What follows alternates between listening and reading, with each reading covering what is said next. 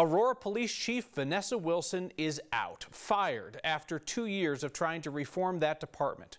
Her moves made some powerful enemies. She fired an officer found passed out drunk in his car on duty, fired officers who joked about the death of Elijah McClain, fired the union leader who suggested Aurora Police hire crackheads to represent the diversity of the community. Chief Wilson became a frequent target of the new conservative majority on Aurora City Council. One council member recently called her trash. And this morning, she was fired. City Manager Jim Twombly announced the move a day after a report was released on a records backlog within the city police department.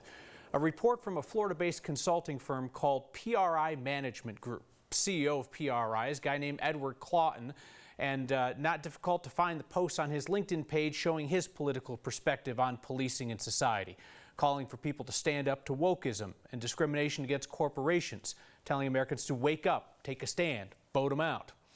Elijah McClain's mom said publicly today that she is alarmed by the firing.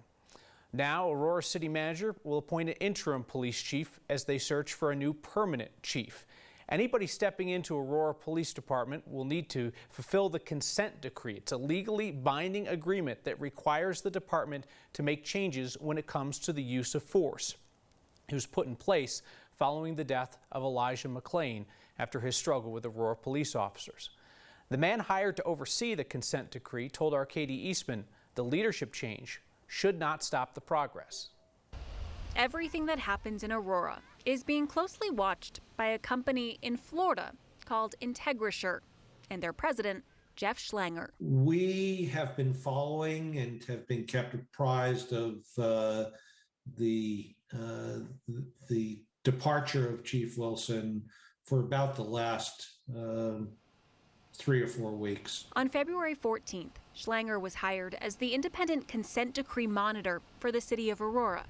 This oversight comes after an investigation by the Attorney General found Aurora Police engaged in excessive force practices and racially biased policing. So far, they are doing well.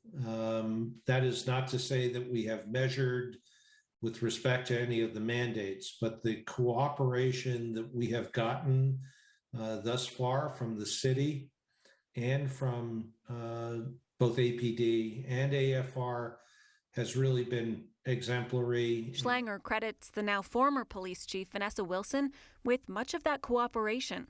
But he doesn't believe her firing will disrupt the progress.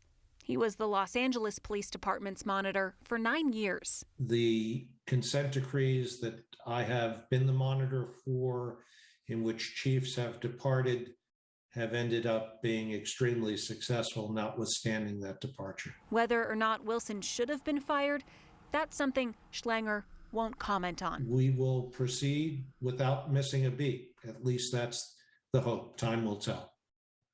And Schlanger and members of his team have visited Aurora before. They'll be here again for a community forum on April 19th. Kyle, that'll give people a chance to ask them questions about how this works. It can be confusing.